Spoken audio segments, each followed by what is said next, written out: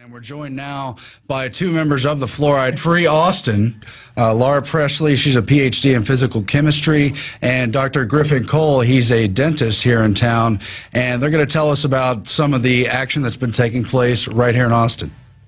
Thanks for joining us. Thank you. Yeah. Hey, Aaron, thanks. There's been a major change that's happened very recently. The supplier of the hydrofluorosilicic acid that Austin uses as their fluoride source and their fluoride chemical in the tap water, the supplier of the chemical changed their material safety data sheet as recently as May, the end of May. And I have looked at a lot of material safety data sheets in my career as a chemist, probably scores and scores of them. And I can say, honestly, I have never seen this type of health warning in a material safety data sheet.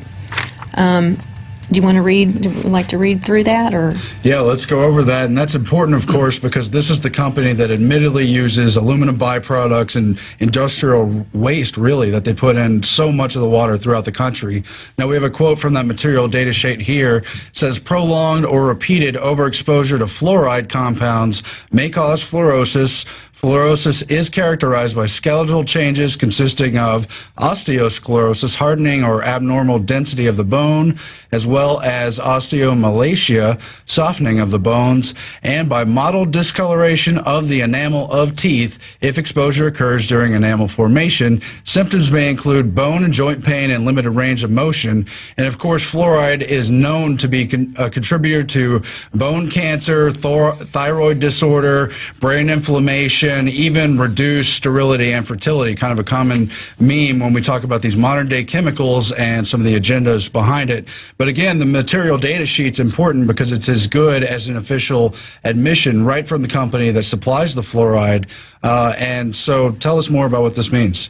So what's interesting about what you just read, and I'm going to repeat just one phrase, if exposure occurs during enamel formation, what that signifies, and when Fluoride Free Austin, when we first saw this, we were incredibly alarmed and actually glad that they admitted this. Most material safety data sheets are intended for this, the chemical workers at the plant, the chemical handlers who are handling these chemicals and putting them into the water supply. This warning specifically targets infants whose teeth are erupting, right, and young children who are having their secondary teeth come in. This is what's unusual about this. It is warning and alarming the user, which is the city of Austin and other cities in the United States that use this supplier, that children can be affected. This is unusual, and it is phenomenal, because now we've taken this to our Austin City Council and said, you have been warned. You now have the duty to put this warning that you now have received from your supplier. This warning needs to go on to our water bills, the end users of citizens of Austin, and this can be used across the country to go, anybody can take this to their city council and say, look, this has recently changed. You are now basically liable. You need to warn downstream of your citizens. That's the impact of this. Yeah, and of course there was the CDC warning earlier in January of this year, warning that young people could also be affected, recommending to lower it from 1.2 parts per million standard to a 0.7. But at the same time, we were talking about this earlier, there's so many commercial forms of bottled water targeted directly at babies. Can you tell us the impact of that, Dr. Cole? Well, this really dovetails nicely with what you just mentioned, and it was actually Health and Human Services and the EPA who did the downgrading. So when you go down from 1.2 parts per million to 0.7, I think that was just a way to let people know, wow, they're getting way too much exposure. Yep. I still don't think it's enough, but at least it's a start that they're acknowledging that this fluorosis, which for years was called just a cosmetic effect, we now realize that's not true. This is a serious adverse effect. This is the physical thing that we see as human beings, but we can't see inside that the thyroid's being lowered, that the pineal gland's being affected, and all those other things you mentioned. So it's interesting that this came out. It's very timely. But the baby water, there's now several suits. In fact, there's one very recently against Nestle and Gerber because they were targeting on the bottles. It was saying, you know, good for healthy teeth and good for babies to drink, and that's not true. And in fact, even besides the CDC, organized dentistry actually now warns that you really shouldn't be feeding or making formula with tap water. So even the people that have been standing behind it for so long are now realizing, oh, you know, maybe we shouldn't do this. Yeah, so is this going to put cities like Austin at a point of liability now that they're warning that it is dangerous? So if they continue to put in the fluoride, what will that mean? I think that is a high probability. Now that they've warned the city has the duty, they have the information, and they have to pass that on. Yeah, so Fluoride Free Austin has spoken with councils. I know they've had several presentations. Can you tell us about some of the things they've said, and do you think the tide's going to turn here in Austin? Because cities across the nation, as you know, have begun, doing away with it or refusing to put it in. I really feel like it's happening. I mean, I think so too. Our group, if you go to any city council meeting on any random week and they let citizens speak about whatever, there's always people that are talking about Every week fluoride. someone speaks Every against week. fluoride. They're hearing it over and over Yes, again. We've met yes. with council members privately, all of us, a group of a lot of professionals, chemists, MDs, chiropractors, you name it. And we have sat there and provided them all the science and all the reasons why.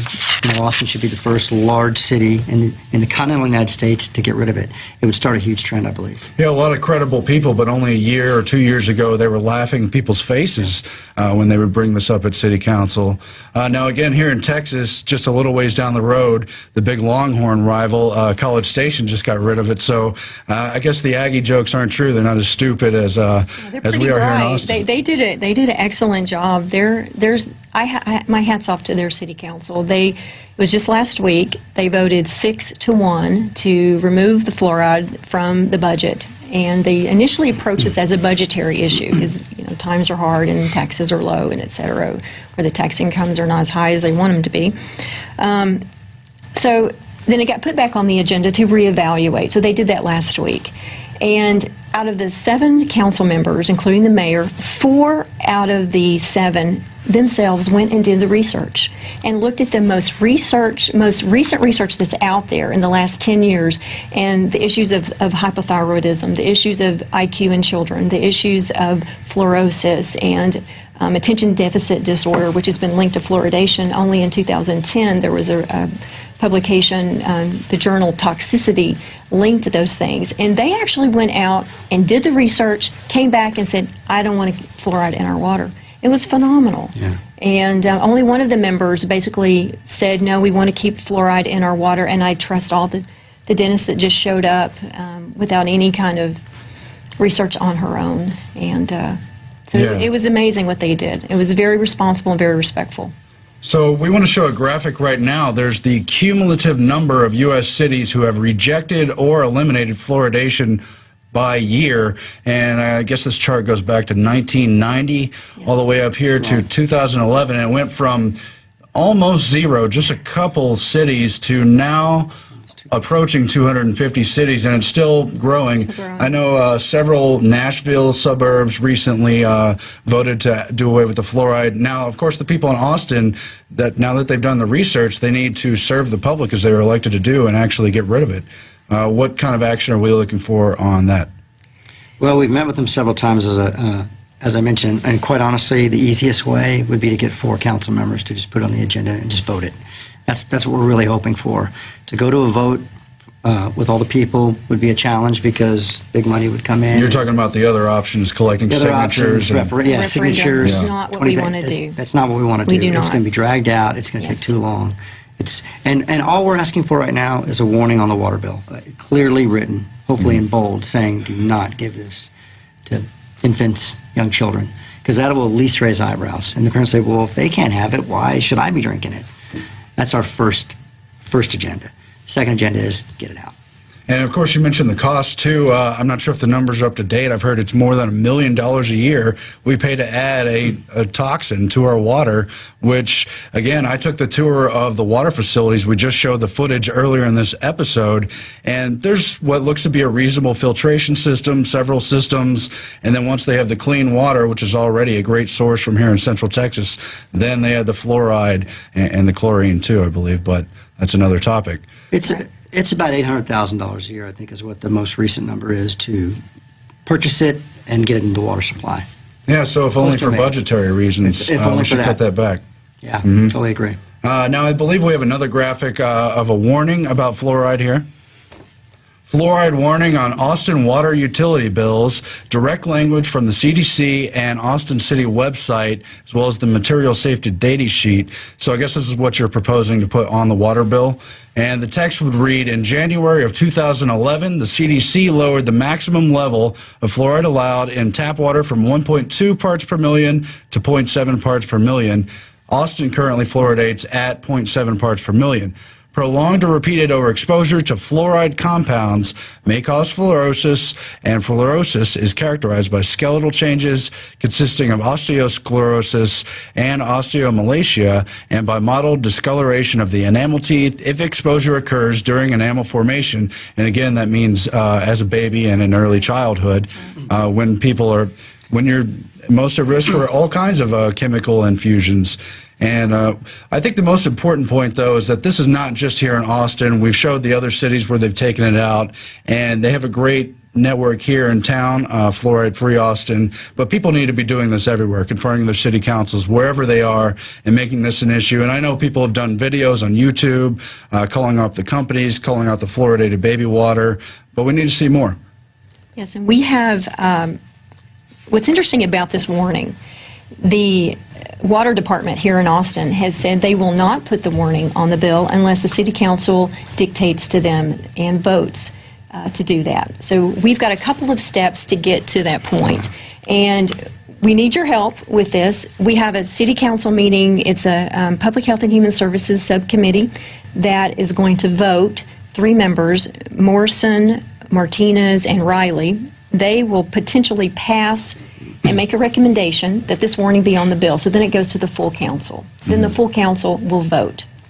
So we need people at the October 18th meeting at the City Council Public Health and Human Services Committee meeting at 2 p.m. Sign up would probably be around 2:30 p.m. It actually starts at 3. So that's coming up in just a little over 2 weeks. That is coming up in a couple weeks, and that is a big deal. And then we can get, once it gets out of that little committee, can move up to the full council, and then they will vote on it. And then we will see where everybody stands. Yeah, we'd like to see action on that. We want to see that. So is there anything else you'd like to tell the listening audience out there who, as you know, are worldwide, and they're doing this throughout the Western world? You talked, too, about the graphic where there's an overall decline in teeth health and all the other factors, too. Yeah. I would, well, if I could go first. Yeah. I've always said this, and I think this brings it down to a really easy level to understand for everybody. You don't have to know the science at all. There's 3 inherent flaws with water fluoridation. Number 1, it doesn't do its intended function. It was designed to prevent cavities, to benefit the teeth. Science has now shown over the past decade and a half or further that it does nothing beneficial for the teeth. And in fact, does a lot of deleterious things down the road, like the modeling of the teeth, as well as other skeletal changes. So that's the first thing. It's not doing what it's supposed to do. Number 2, it's not fluoride. We talk about fluoride like it's this general term. It's hydrofluosilicic acid. It's a waste product from the fertilizer industry. The EPA does not allow it to be dumped in landfills. It cannot be aerated into the air, but somehow we can put it in our water supply. So that's the second thing. It's not fluoride. And the last thing is there's no dosage control. A little infant who is fed formula, the majority of their diet is water, and usually tap water. It's not going to be some nice spring water that has no fluoride in it. So a small baby will drink more water for his or her weight than I will for my weight. It's the only drug that's prescribed without a prescription. I'm glad you mentioned that, because this is a line in the sand for public health everywhere, because as you know, they propose putting lithium in mass water supplies and forced mass medication. This is not acceptable, and so if we don't say no to fluoride, we're going to see all kinds of things added. That's right. If I prescribe you an antibiotic, I'm going to look at your body weight, your age, and I'll call accordingly. Give them 500 milligrams. For a child, I would lower that because of the body weight and what they can consume. Fluoride, there's no dosage control. You drink what you want, you take as many showers as you want, you absorb whatever. There's no rules, and that's our argument: is that this is the one medication that there's just no control over. And make no mistake about it, that's what's happening. Yeah, I want to reiterate what Dr. Cole has said, and I've talked to thousands of people in my business over the last several years, and when I talk about fluoride, the one thing that gets everybody's eyes absolutely lit up is the concept of dose control. There is no dosage control, where a man 6.5 feet tall and a little child 2 to 3 years old gets the same amount of this chemical in one glass of water.